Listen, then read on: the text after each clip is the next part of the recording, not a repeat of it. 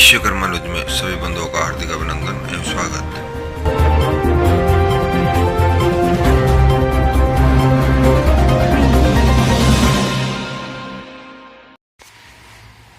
आदरणीय दर्शकों, आज हम बात करने जा रहे हैं हमारे महासभा के मुख्य चुनाव अधिकारी श्री देवमणि जी से। जैसे आप सभी को विदित है कि आगामी 2 जनवरी 2022 को अखिल भारतीय जंगल ब्राह्मण महासभा के प्रधान के चुनाव होने जा रहे हैं। तो मुख्य चुनाव अधिकारी होने की वजह से आज हम उनसे जानना चाहेंगे कि चुनाव की उनकी कैसे तैयारियां हैं, उसके बारे में हम आप लोगों को रूबरू करवा रहे हैं। तो हमारे साथ हैं हमारे मुख्य चुनाव अधिकारी श्रीमान देवमणि जी शर्मा।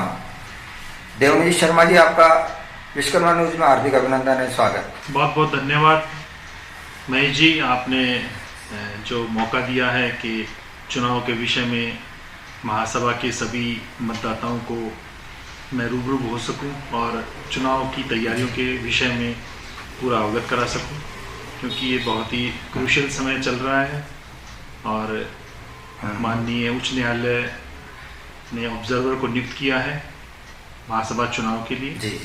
और माननीय ऑब्जर्वर साहब ने मुझे मुख्य चुनाव अधिकारी का जिम्मा सौंपा है। मेरे साथ 2 मेरे सहयोगी हैं चुनाव मंडल में, श्रीमान प्रवीण जी नीमच से और श्रीमान कैलाश जी सानीवाल।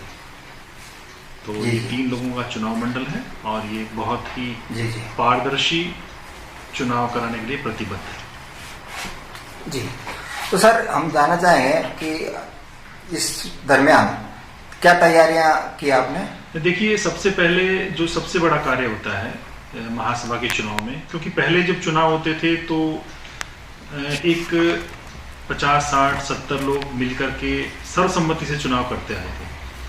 तो लेकिन जब से चुनाव की परंपरा शुरू हुई तब से सबसे बड़ा सवाल होता है मतदाताओं को चुनाव के बूथ तक लाने का। और उसमें क्योंकि शुरुआत में बहुत सी त्रुटियां रही मतदाता सूची के अंदर जी, तो सबसे बड़ा कार्य ये था कि मतदाता सूची में जो करेक्शन है, जो उसमें संशोधन करना है, उसके लिए पर्याप्त समय दिया जाए। तो हमने इस बार पूरी कोशिश की है कि मतदाता सूची के अंदर जो भी त्रुटियां पिछले कई सालों से चली आ रही थी वो उन सबको दूर किया जाए। तो हमने एक समय रखा लगभग 1 हफ्ते का, 9 नवंबर 2021 से लेकर के 16 नवंबर 2021 तक हमने पूरे देश से सभी मतदाताओं से आवेदन पत्र मांगे हैं कि कोई भी यदि अशुद्धि है मतदाता सूची में तो उसको वो मेल करके हमें अवगत कराएं।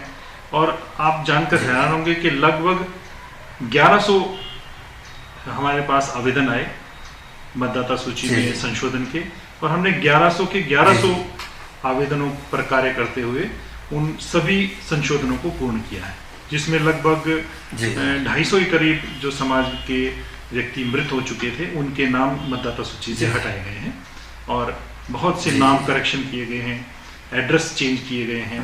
मतलब जो भी आवेदन आए हमने सब पे पूर्ण रूप से काम किया है और अब मतदाता सूची संशोधित होकर के पूर्ण रूप से तैयार है, जिसे अच्छा सर, एक बात और पूछना चाहूँगा। जैसे कि हमारे काफी दिनों से एक वायरल मैसेज हो रहा था हमारे सोशल मीडिया पे कि जंगल ब्राह्मण महासभा के 17,000 वोटर फर्जी हैं। तो कहीं आपने ये संशोधन किया तो कहीं आपको कहीं ऐसा कुछ लगा कि इतने लोग फर्जी थे या नहीं थे, या खाली अफवाह थी? चुनाव जब भी आते हैं तो इस तरह की अफवाहें बहुत उड़ती हैं, तो ये भी एक अफवाह मात्र थी। हमने पूरी मतदाता सूची का अवलोकन किया है, माननीय ऑब्जर्वर साहब की पूरी नजर उस पर थी। छोटे से छोटे संशोधन के बारे में हमने उनको अवगत कराया है और पूरी मतदाता सूची में कोई एक भी वोटर फर्जी नहीं निकला है। ये 17,500 कहना, 17,000 कहना, ये एक अफवाह मात्र है जो चुनाव में अक्सर उड़ती रहती है। तो इस पर मैं सभी अपने मतदाताओं से आग्रह करूंगा। अच्छा, कई बार ऐसा भी आरोप लगे हैं कि सब गैर बिरादरी के भी वोटर्स हैं, तो ऐसा कहीं आपको देखने में आया? देखिए, हमने बहुत गहनता से मतदाता सूची का अवलोकन किया है और कोई भी गैर बिरादरी का इसमें मुझे नजर नहीं आया। और ना ही किसी ने ऐसी शिकायत की। यदि गैर बिरादरी के कोई मतदाता होते तो जो लोग ये इस तरह की अफवाहें उड़ाते हैं उन्हें इसके लिए आवेदन करना चाहिए था, उन्हें इसकी शिकायत करनी चाहिए थी कि फला आदमी दूसरी बिरादरी का है या फला आदमी फर्जी वोटर है। ऐसा एक भी हमारे पास आवेदन नहीं आया और न ही कोई मतदाता सूची में कोई गैर बिरादरी का एक भी व्यक्ति है और ना ही कोई फर्जी वोटर है। सभी अपने समाज के हैं और पूर्ण रूप से मतदाता सूची अब तैयार हो चुकी है। अच्छा, अभी आगामी जो नॉमिनेशन भरा जा रहा है 2 दिन, है ना, 27, 28, 27 का है नवंबर और 27 2 दिन मत, जी हाँ, 27 नवंबर। तो इसके लिए आपकी क्या तैयारी है? इसके लिए हमारी पूरी तैयारी है। पूरी टीम हमारी उस दिन जो माननीय ऑब्जर्वर महोदय हैं उनके ऑफिस पे का समय रखा गया है। सुबह 10:30 बजे से लेकर के शाम 4 बजे तक नामांकन पत्र वहां पर दाखिल किए जा सकेंगे। तो उस दिन के लिए पूरी तैयारी है। 26 तारीख और 27 तारीख को 2 दिन नामांकन रहेंगे। स्थान कहाँ रहेगा? मूड का स्थान रहेगा ऑब्जर्वर महोदय का जो कार्यालय है C49 पंचशील एनक्लेव, तो वहां पर ये नामांकन होगा। एक बार सर पुनः बता दीजिए एड्रेस हमारे। C49 पंचशील एनक्लेव, नई दिल्ली। ये माननीय ऑब्जर्वर साहब का ऑफिस है, वहीं पर नामांकन होना है। और नामांकन के लिए जितनी भी नियम और शर्तें हैं वो पहले ही वेबसाइट पर अपलोड की जा चुकी हैं और सोशल मीडिया के माध्यम से भी हम बार बार बता रहे हैं लोगों को। एक जरूरी सूचना मैंने आज भी एक सोशल मीडिया के माध्यम से जारी की है कि जो शपथ पत्र लगता है, क्योंकि जो माननीय ऑब्जर्वर महोदय का कार्यालय है वहां पर शपथ पत्र तैयार करने का कोई ऐसा साधन नहीं है, तो इसलिए मैंने 2 दिन पहले ये जारी कर दिया है कि शपथ पत्र आप पहले से तैयार करा लें, कि अंतिम समय में फिर ऐसी भागदौड़ी ना हो, फिर किसी की ये शिकायत ना रहे कि हमें बताया नहीं गया। तो शपथ पत्र पहले से तैयार करके रख लें और वो उस दिन 26 और 27 तारीख को नामांकन पत्र के साथ लगाएं। अच्छा सर, ये आजकल चल रहा है कि नो ड्यूज का आपके यहाँ से कोई संबंध है या महासभा कार्यालय? देखिए, नो ड्यूज महासभा कार्यालय देता है। जो भी रसीद बुक किसी ने इशू कराई है या महासभा के प्रति किसी का देनदारी है, कोई भी है, ये महासभा कार्यालय का कार्य है और प्रधान जी महामंत्री का कार्यालय है। इसका चुनाव मंडल से कोई लेना देना नहीं है। चुनाव मंडल सिर्फ इतना ही चेक करेगा कि महासभा का जो भी प्रत्याशी है उसका महासभा के प्रति कोई भी देनदारी न हो, कोई पैसे का लेन देन ना हो, कोई रसीद बुक उसकी बाकी ना हो, उसने कोई चार्ज नहीं दिया हो, ऐसा भी नहीं होना चाहिए। किसी प्रदेश में, जिला सभा में, शाखा सभा में, महासभा में किसी भी प्रकार का कोई विवाद उसके साथ नहीं जुड़ा होना चाहिए। यानी चुनाव आयोग के साथ या चुनाव मंडल से कोई संबंध नहीं है। नो ड्यूज का चुनाव आयोग से कोई मतलब नहीं है, कोई संबंध नहीं, महासभा से संबंध। अच्छा सर, जी सर, एक सर ये बताएं कि पूरे भारत के अंदर चुनाव होने जा रहा है ना, तो इसके लिए क्या आपने टीमें गठित कर दी गई? देखिए, अभी हमारा 3 लोगों का जो चुनाव मंडल है वो इस पे कार्य कर रहा है और 26 और 27 2 दिन नामांकन होंगे। 28 तारीख को नामांकन पत्रों की जांच की जाएगी और 29 तारीख को जो प्रत्याशी मैदान में रह जाएंगे, नाम वापस उठाने के बाद फाइनल जो लिस्ट होगी वो हम जारी कर देंगे। उसके पश्चात कार्य शुरू होगा।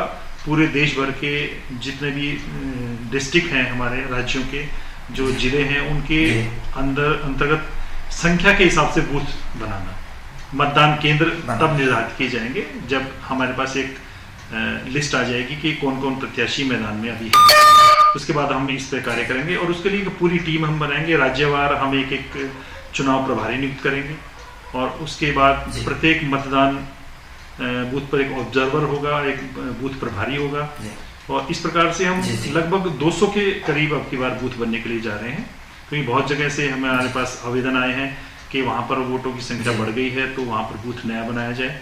तो उस पर हम सब विचार करके चुनाव मंडल में ये तय करेंगे कि कितने बूथ हम अब बनाने जा रहे हैं और इस पर कार्य 29 तारीख के बाद हम शुरू करेंगे। एक सर, कई बार हमने देखा है, गए चुनाव में देखा है, वैसे तो खैर आम बात है कि त्रुटि होना। जैसे कई बार क्या होता है कि हमारे नाम की बात आती है, जैसे महेश कुमार की जगह महेश चंद्र है ना, तो और वोटर लिस्ट में नाम महेश कुमार है और आईडी में उसका महेश चंद्र है, तो ऐसी स्थिति में कुछ कोई दिक्कत तो नहीं? देखिए, क्योंकि नाम कई बार क्या होता है, चुनाव अधिकारी साहब ये तो महेश चंद्र है, महेश कुमार के नाम से महेश चंद्र का आईडी, महेश कुमार ये आपका नहीं है, तो कई बार ऐसा हो जाता है। ऐसा बिल्कुल ठीक कह रहे हैं आप, ऐसा बहुत बार देखने को मिला है। मतदाता सूची जो ओरिजिनली महासभा में तैयार की जाती है वो इंग्लिश में तैयार की जाती है, तो इंग्लिश का वो जब हिंदी कन्वर्ट करते हैं ऑटोमेटिक, तो उसमें कई बार नाम बदल जाता है। तो ऐसी कई बार ऐसी दिक्कतें आई हैं चुनाव के दौरान। तो उसके लिए क्या है, पिता का नाम मैच करते हैं, उसका एड्रेस मैच करते हैं, और फिर जो वहां पर बूथ प्रभारी होते हैं वो वहां के लोकल होते हैं, तो व्यक्तिगत लोगों को जानते हैं, तो वो तसल्ली करने के बाद वो मतदान करवा देते हैं। तो इसमें ज्यादा दिक्कत मैं नहीं समझता कि ऐसी आती है। क्या कि कई बार एक ही घर में और किसी कारणवश एक का बानसूर आ जाता है मतदान के अंदर, एक का मतलब चाहे सावपुरा समझो गलती से, तो उस समस्या का निवारण किस तरह हो सकता है? ये त्रुटियां दूर करने के लिए ये समय रखा गया था संशोधन का। तो वो होता है, कई बार क्या होता है कि एड्रेस में कई बार गलत लिखा जाता है, बानसूर लिखा गया, तो वो क्योंकि जो वहाँ पर क्लरिकल स्टाफ बैठा होता है उसे नहीं पता होता कि बानसूर कहाँ पर है या अलवर कहाँ पर है, तो वो अपने विवेक के आधार पर वो तय कर देता है। तो ये त्रुटियां दूर करने के लिए ही हमने ये संशोधन के लिए वो मतदाता सूची जारी की, और ताकि सब लोग अपना अपना वो देख लें कि कौन से जिले में पड़ रहा है उनका मतदान केंद्र, और तो वो सब दूर करने के लिए वो तो देखिए मतदाता को ही करना पड़ेगा। जी नहीं, उसमें सर कई बार क्या होता है कि ऐसा कोई अधिकार नहीं है कि जैसे ऑब्जर्वर हो या जिसको आप वो वेरीफाई कर दे कि भाई ये इनका नाम जो है गलती से इनके बाकी परिवार को सदस्य को तो नाम वहाँ है बानसूर में और इन्हीं का नाम अलवर आ गया, तो ऐसा कहीं नहीं, कोई छूट या ऐसा कुछ मतदान या मतदान वो वहाँ के बजाय वहाँ मतदान कर ले बानसूर में है, और ऐसी व्यवस्था करने से तो बहुत ज्यादा समस्याएं भी पैदा हो जाएंगी। तो ये तो जहां मतदान केंद्र आपका है, जहां आपकी मतदाता सूची में आपका नाम है, आपको मतदान करने के लिए वहीं जाना पड़ेगा। तो ये अशुद्धियां जो हैं, जो एक परिवार का कहीं आ गया, एक सदस्य का कहीं दूसरी जगह चला गया, ये इसको अशुद्धि कहते हैं। तो उसको वो ठीक कराने के लिए हमने पर्याप्त समय दिया है, तो उसमें बहुत से हमने ठीक भी किए। अच्छा, तो आपकी बार एक निर्देश ये भी है क्लियर कि जिनका नाम मतदाता सूची के अंदर दर्ज है केवल वही मतदान कर पाएंगे। पहली बार बहुत बार क्या होता था कि आई कार्ड दिखा करके मतदान कर लिया, कोई अपनी स्लिप कटवा रखी है उसको दिखा के मतदान कर लिया। अब की बार ऐसा नहीं है, केवल मतदाता सूची में जिनका नाम है वही मतदान के अधिकारी होंगे, उसके अलावा कोई भी मतदान नहीं कर पाएगा। ये क्लियर नोटिस। मतलब जिनके पास आई कार्ड है और उसका मतदाता सूची में नाम नहीं, तो वो वोट देने का एंटाइटल नहीं होगा। उसका कारण क्या है कि जैसे हमने कट ऑफ डेट रखा, माननीय ऑब्जर्वर महोदय ने 1 तारीख कट ऑफ डेट रखा, 1 नवंबर 2021 रात के 12 बजे तक 2 सदस्य बन गया, वो वोट देने का अधिकारी रहेगा। अब क्योंकि ये ऑनलाइन सिस्टम है, तो मतदाता तो अभी भी बन रहे हैं, सदस्य अभी भी बन रहे हैं, ग्रहण कर रहे हैं। आज भी जैसे आप ऑनलाइन पैसे जमा करेंगे तो अभी भी सदस्य बन जाएंगे। तो आई कार्ड उनका ऑटोमेटिक जनरेट होता है वेबसाइट से, तो आई कार्ड तो सबके पास आ जाएगा। तो आई कार्ड दिखा करके ये हम नहीं तय कर पाते कि ये मतदाता किस समय तक बना हुआ है। तो इसलिए ये मतदाता सूची में जिसका नाम दर्ज है केवल वही मतदान के अधिकारी होंगे। एक सर पारदर्शिता के लिए आपने क्या कदम उठाए हैं? हाँ, बहुत अच्छा सवाल किया। चुनाव में पारदर्शिता ही होनी चाहिए, और पारदर्शिता लाने के लिए ही ये माननीय ऑब्जर्वर महोदय को नियुक्त करवाया गया हाई कोर्ट जाकर के। ये हमारे जो कार्यकारी प्रधान है फूल कुमार जी, उन्होंने एक स्टेप लिया था कि पारदर्शिता होनी चाहिए चुनाव के अंदर, तो माननीय ऑब्जर्वर महोदय को नियुक्त करवाया। और माननीय ऑब्जर्वर महोदय ने बहुत ही सघन जांच करने के बाद, क्योंकि उनके पास लगभग 20-25 नाम गए थे मतदाता जो चुनाव अधिकारी नियुक्त करने के लिए, तो उन्होंने सबकी गहनता से जांच की है और सबका इंटरव्यू लिया है हमारा, और इंटरव्यू लेने के बाद उन्होंने तय किया है कि किसे मुख्य चुनाव अधिकारी बनाया जाए और किसे चुनाव अधिकारी बनाए। आधार उनका था सिर्फ कि किसे ज्यादा अनुभव है, तो पिछले अनुभव को देखते हुए पिछले चुनावों में हमने जो अनुभव लिया, क्योंकि मैं लगभग 25 वर्षों से अपने महासभा से समाज से जुड़ा हूँ, मैंने अनेकों राज्यों के चुनाव करवाए हैं, जी। चुनाव प्रभारियों के रूप में, राष्ट्रीय चुनाव भी मैंने करवाए हैं।